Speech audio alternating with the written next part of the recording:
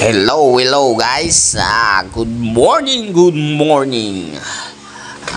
Ito guys, today's vlog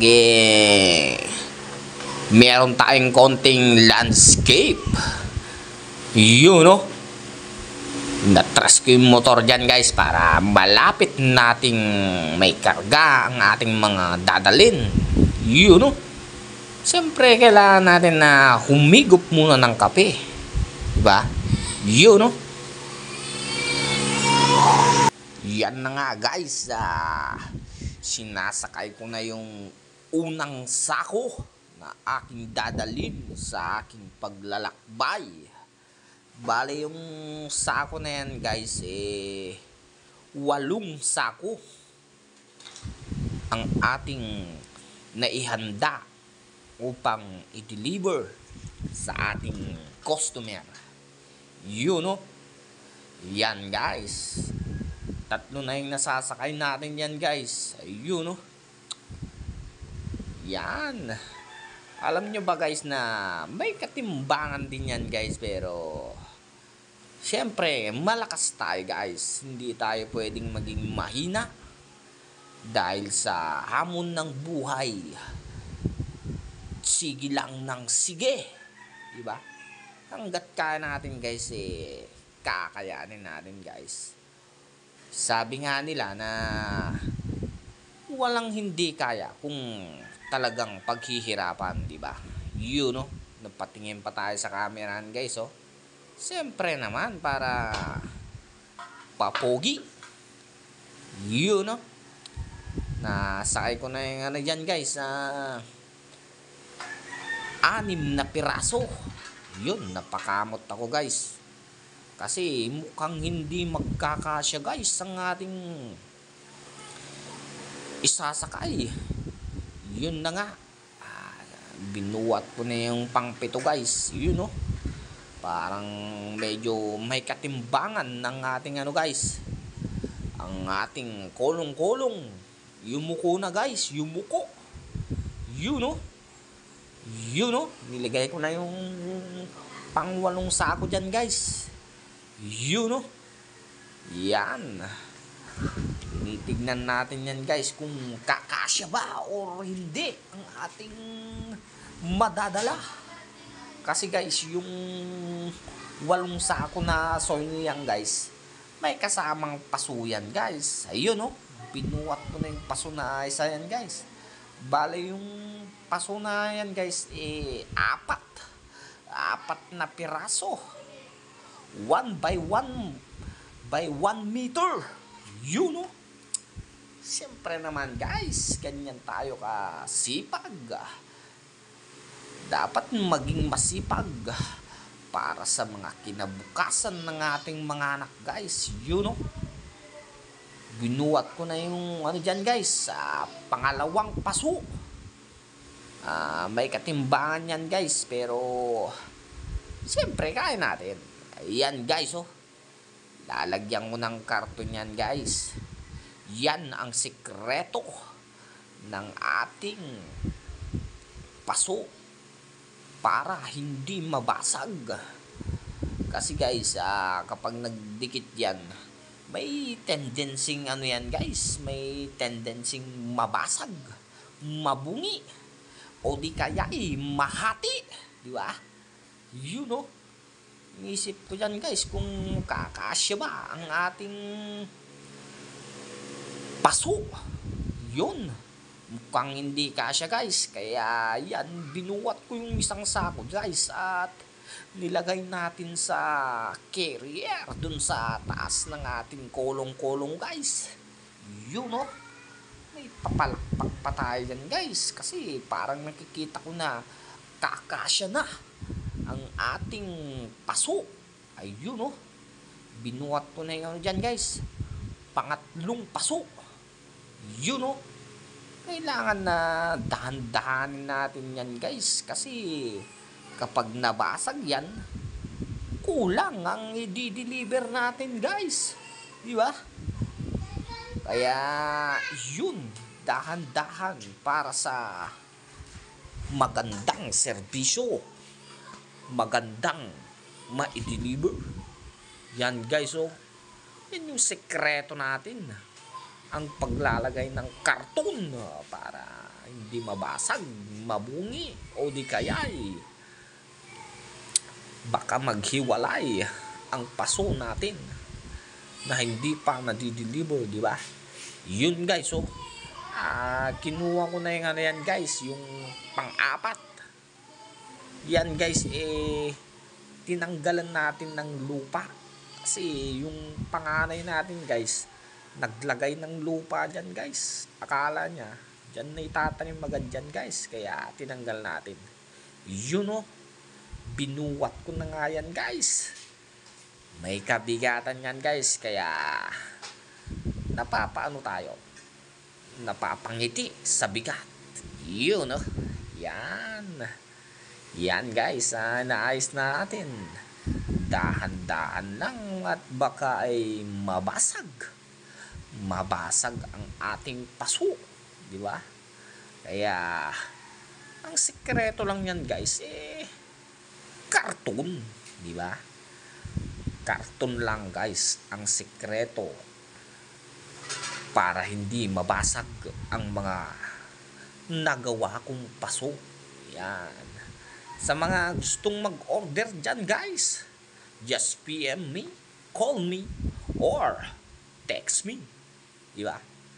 PM nyo lang ako guys dito sa aking Facebook na to kung sino magpapa-landscape o di kay sino ang ano ng mga halaman. Basta meron ako guys, I will reply, diba?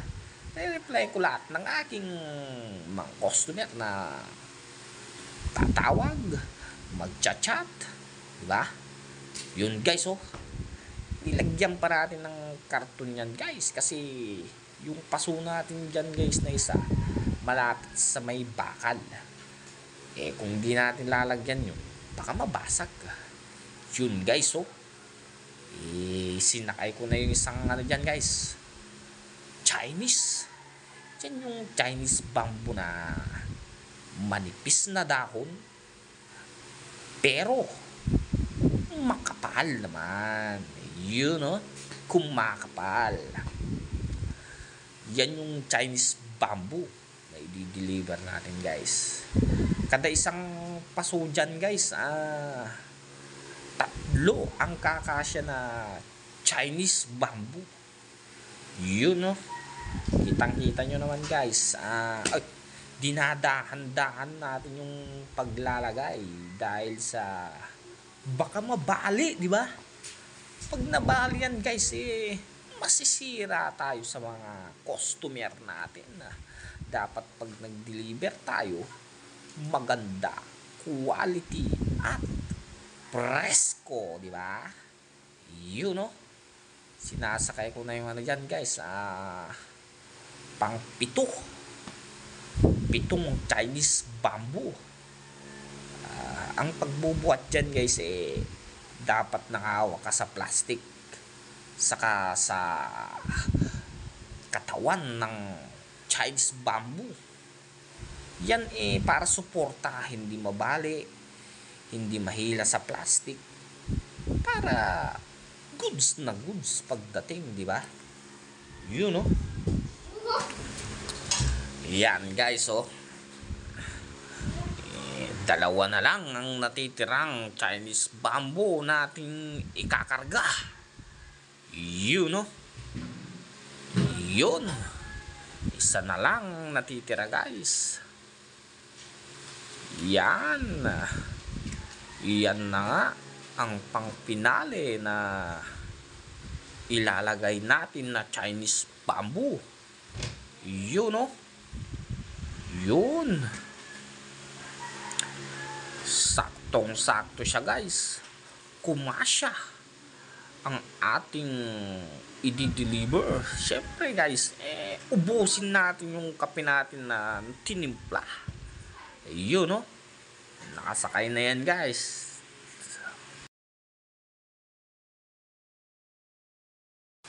Ayun na nga guys, naka-ready na tayo para mag-deliver. Yun know, binuksan ko na yung mahiwagang labasan. Yan. kasama ko pala dyan si ano guys, ayun no, si Rosie Boy. Si Rosie Boy ang aking katuwang sa buhay. Yun guys oh. Yan, maglalagay tayo ng ano dyan guys, takip sa mukha. Siyempre guys, para hindi naman masunog lalo ang ating mukha. Yun no. Maitim na nga tayo guys. Magpapaitim pa ba naman tayo? Kaya kailangan natin yan guys. At ito na nga guys oh. Meron pa tayong salamin dyan guys. Pupunasan muna natin. At ilalapad natin kung kasya. Yun oh. Kasyang kasya naman guys oh. Yan. Yan yung pang-suporta natin sa ano guys. Hangin, init, saka alikabok. Yan. Yun no. Sumakay na ako dyan guys kay Rosie Boy. Siyang aking kasakasama. Ayan na nga oh. Aandarin na natin si Rosie Boy dyan guys para tignan natin kung aandar siya. Kasi minsan guys hindi umaandar. Yun no. Yan guys oh. Napaandar na natin si Rosie Boy. Yan oh. Traffic tayo dyan guys. Kaya video muna tayo. Yan. Yun no. Malapit na tayo sa pagdideliveran ko na ng halaman guys. Yan, tinawagan ko yung customer dyan guys na kung saan malapit. Ayun no. Ayan na nga guys. Nababago na yung ano dyan guys. Paso. Yan guys oh. 4 na paso yan guys. Tinulungan kasi ako ni kuya dyan guys na magbaba. Kaya hindi ko na nabidyoan. Mabilis lang kasi yung galawan guys. Yun no. Nilipat ko nga yung ano dyan guys, cellphone. Kasi hindi tayo nakikita. Nakaharang yung horsetail na halaman nila. Yun no. Naayos namin yung ano dyan guys, yung paso. Titingnan namin kung saan maganda at kung saan babagay. Yun no. Naglagay na ako ng ano dyan guys, lupa. Yun, nilagyan ko na lahat yan guys para minsanang tanim na lang guys. Yun no. Yan, naayos ko pa nga lupa dyan guys. At yun na nga, simulan ko ng aking pagtatanim ng Chinese bamboo. Yun no. Meron pa tayong viewers guys. Tinignan niya okay. Yun no, meron pa tayong taga-video dyan guys. Yun no. Tignan niya yan, binibidyo niya tayo guys. Sabi ko naman baka maging famous ako dyan guys. Yun no. Pangatlong paso na yan guys, yung tinataniman ko na yan guys. Yan, kada isang paso nga guys, 3 Chinese bamboo ang kakasya.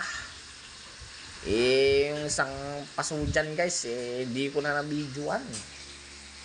Doon sa gilid guys. Yun no.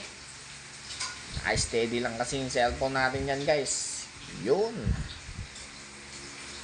Tinanim ko na lahat yan guys. Yun. Inaayos ko na yan guys kung saan maganda at kung saan medyo maayos tignan. Yun no. Tinuro ko kay bossing dyan kung paano alagaan ng ating Chinese bamboo. Tinuro ko kung paano lagyan ng mga abono at kung kailan didiligan guys. Yan. Yun no. Dinagdagan na natin ng lupa dyan guys kasi maganda na. Yun no. Dagdagan ng lupa yan guys para mas lalong gumanda ang ating Chinese bamboo na tinanim. Yun, no? Yan na nga. Malapit ko nang matapos dyan, guys.